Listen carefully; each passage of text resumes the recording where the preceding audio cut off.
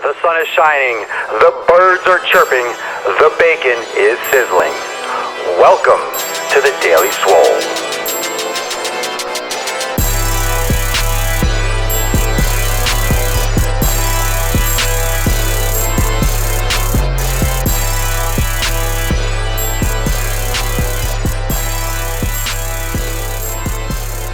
Welcome, everyone, to episode 70 of the Daily Mother Swole. Gain Train coming in on a Flex Friday, talking a little bit about pre-workouts to go natural or pre-workout. Now, some of you know that I do like my pre-workout just because I like to feel that feeling of rage. I like to freak out. I like to go absolutely nuts in the gym, but I don't always use those types of over-the-counter supplements, caffeine, there's other stimulants, but let's talk a little bit about what may go into some of those pre-workouts. I'm not going to get too technical, but basically every single pre-workout has a base of caffeine. It's usually caffeine anhydrous, which is just powdered caffeine, which absorbs very quickly. And one of the things with caffeine is that some people are very sensitive to it. If you're very sensitive to caffeine, you can, maybe get jittery. You might have trouble sleeping. So pre-workout's not always for people in the evening. One of the ways you can take a pre-workout is to take half a scoop or take a lower amount, usually on the back in the fine print, which most people probably don't read, will say to take a smaller portion to assess your tolerance, to see if you're going to freak out or if you're going to have, jitters, because there's sometimes other products in there that aren't tested by the FDA. They're the Food and Drug Administration, not that we would trust them anyway, but they do not regulate the supplement industry. So the companies are not required to go through testing. A lot of these products that go into the supplements are not studied. There's no human trials. Doing human trials and doing human studies, I think, should be a lot more open. I think you should offer people financial compensation and start doing a lot of testing with some of these supplements that people are taking like crazy. It's just when you go through human testing, there's so many, it's such a process to even get, and so much money, that a lot of these supplements and these companies are so small and run out of garages and small warehouses that they don't have the funds to even begin to start clinical human trials, which take months and years, and then publish studies, and then it's just ridiculous. It's one of the issues also with organic foods, to get certifying agencies to certify your food organic. It costs a lot of money. That's why a lot of growers don't label it organic, even though it might get them more sales, just because they can't afford it. So it doesn't mean it's not necessarily organic. They just might not necessarily be able to afford the labeling or the testing to verify it. So it goes with that with supplements as well. But the law is, as it stands, is that it's up to the consumer. It's up to us to do the research. It's up to us to make the decision of what to put in our body, which is actually great. That's one of the good things that the government does. It allows us to make our own judgment. At the same time, unless we're doing testing at home, we don't know what's really going in. We don't know what all these chemicals are. We don't know where, this Chinese root extract, we don't really know what it is. Or if it's sawdust, or if it's just cornstarch powder, or if it's just fillers and sweeteners. But here's my take on it. It's better than crystal meth. And if you feel energy, and if you feel a result, and if you feel a benefit from it, then who's to say that, even if it's a placebo effect, who's to say that's not worth it and worth your time and worth your money? Because if it gets you amped, then guess what? It works.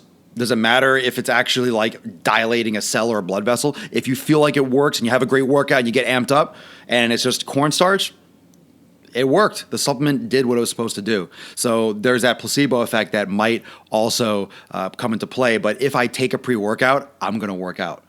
So a lot of times, if I'm a little sluggish, I might have gotten good sleep. I just feel a little bit out of it. I'll just make my pre-workout and drink it. And I'm like, well, I'm not going to waste it. I got to go work out now. So it gets me to the gym. So it kind of it might just push me to get into the actual gym to begin with. So a lot of it is caffeine. If you're sensitive to caffeine, it's going to hit you a lot harder. You might get a caffeine crash if you drink a lot of coffee, or if you're not sensitive to caffeine. Some pre-workouts might not work for you if they just base it mostly on caffeine, and if the other things they put in there don't hit your G spot, so to speak. So some other things you can do besides some pre-workouts, because some pre-workouts can be bad. You can react poorly to them. You can get low mood. You can get a little depressed. You can get, I've had ones that just made me angry and didn't want to work out. It just made me just just pissed off, not like angry, pissed off, like, hey, I'm going to work out, I'm going to crush. It made me actually angry and depressed. It was terrible. It was terrible. So some of them just might not work out for you. But you can do some other things naturally. What I used to do in college was take a nap, usually because I was probably sleep deprived, but I would take a nap before my workout. If I worked out at 3 o'clock, I would take a nap at like 1 or 1:30.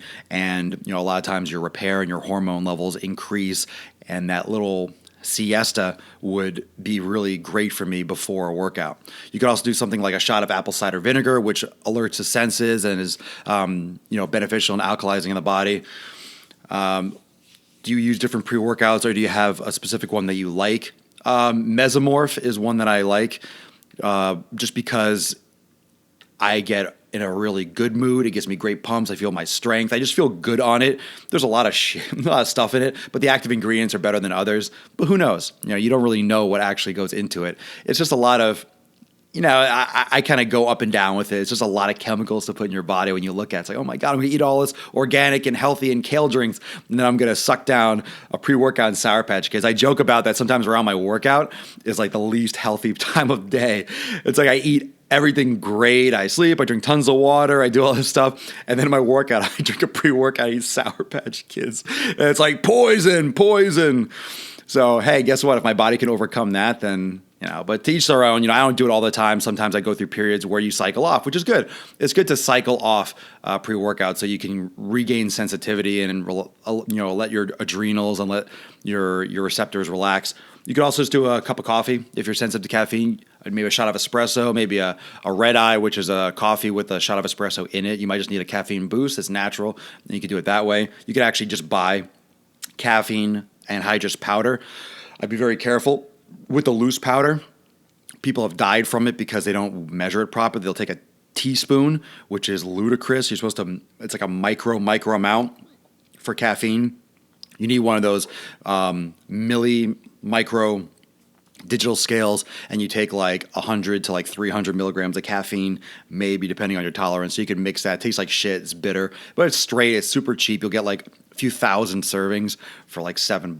But you can also buy the capsules, which is, you can make your own capsules. You can actually do that yourself, or you can buy the capsules from a reputable company and just take straight caffeine. You can also eat fruit, something like watermelon, which has citrulline in it, which is very vasodilating, so you get a lot of fluids, but you might be pissing through the workout because watermelon makes me go to the bathroom like crazy.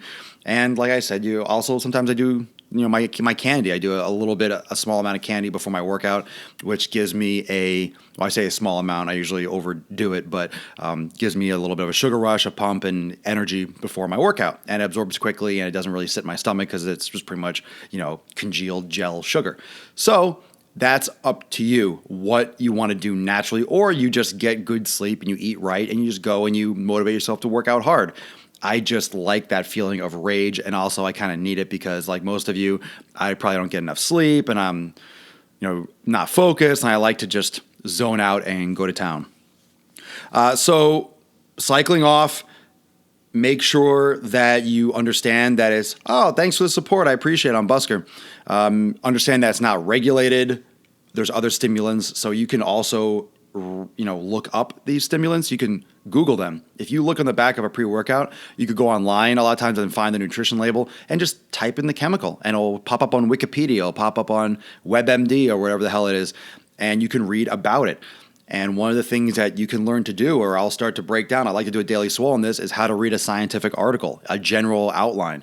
Because there's great research out there that people have done, but most times when you see YouTube videos or people reading these studies, it's very easy to pick a study that fits your argument rather than look at the studies and, this is the result.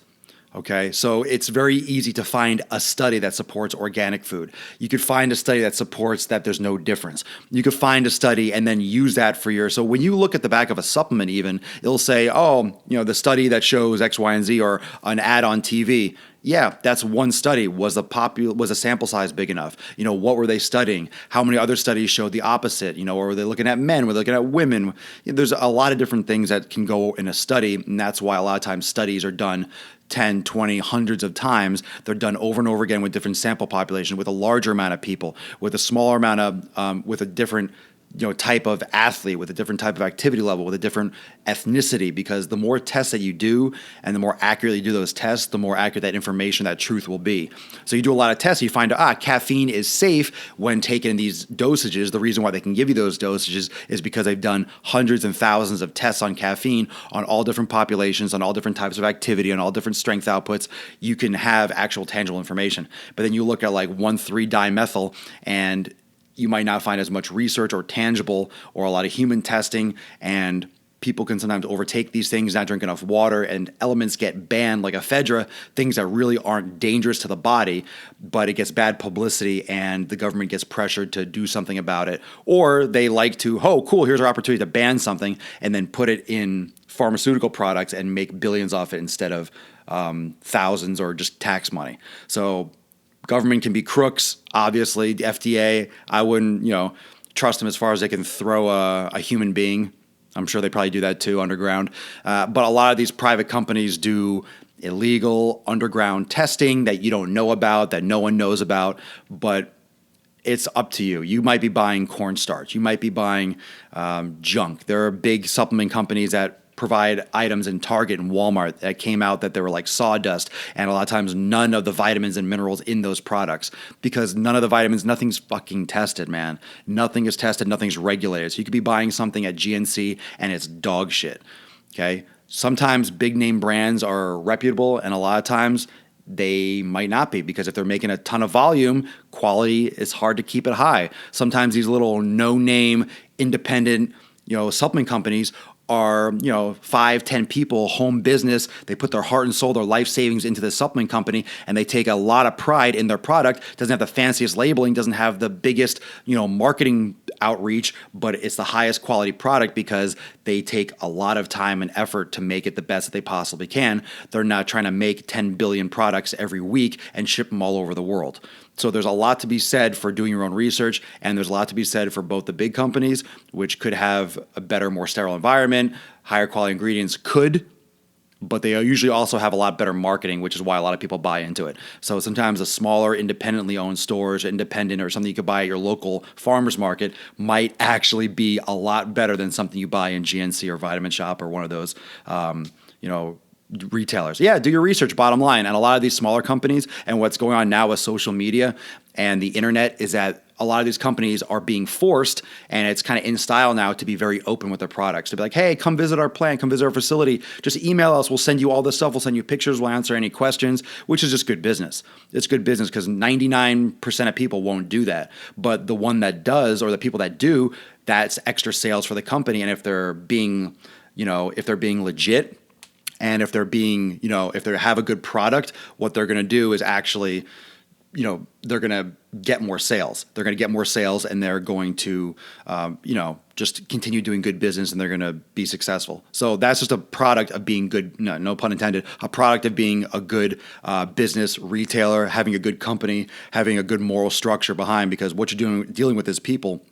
And whether it's one person or 10 people that want a little bit more information or more research or more background, if you can't provide that, that's shady as hell, and then no one should be buying your product. But so that's what a lot of companies are doing now. So there's a lot of information out there, and if there isn't, or the company, if you did call up, they were keeping information close to the chest, or they're being vague, I wouldn't, I would blast the shit out of them on social media or threaten to, and I would never buy their products again. So you never want anyone to be like, keeping things close to the vest, or unless it's like a proprietary blend and it's, I get it. If it's like Dr. Pepper, they're not giving you their recipe. It's like, hey, what's in this? They might tell you, but they might tell you like the ratios, secret ingredient. That's weird. It's probably like, goat jizz or something like that. No one knows, but you never know. That's the thing with the supplements. You never know. Do your own research. Pay attention. If you use a supplement, even if it's coffee, cycle off it for a little bit. That way your receptors kind of regain sensitivity. And yum, goat jizz. Well, you're into that new goat pre-workout, also known as the greatest of all time, goat pumps. Goat pumps with a Z. So anyway, cycle off your pre-workout, do your research, go natural if you want to, try different things, get a good workout. The most important thing is you're working out, you're eating healthy. A little pre-workout in your system won't kill you. The overall benefits of exercise and healthy eating is going to very much outweigh a little pre-workout that you take now and again in the gym in your life, okay? Thank you so much for joining me for episode 70 for the Daily Mother Swole. Some things that are coming up. Check out my YouTube channel. Got a lot of great raw videos. If you haven't checked out my YouTube in the last day, I have so many of those filmed. Raw vids, they're like a minute, maybe 2 minutes each, maybe 3. There's a great one on fat people that's online right now. I just uploaded one. Nothing happens by chance. There are tons. Yeah, raw it's great. I love filming them, and there's gonna be a lot of them. I'm gonna be posting a couple of those every single day, so check it out. Share my video. Let's get the word out there. Let me know if you have any questions. Hit me up on Periscope, Snapchat, my website. Get more information on Swolenormous Premium.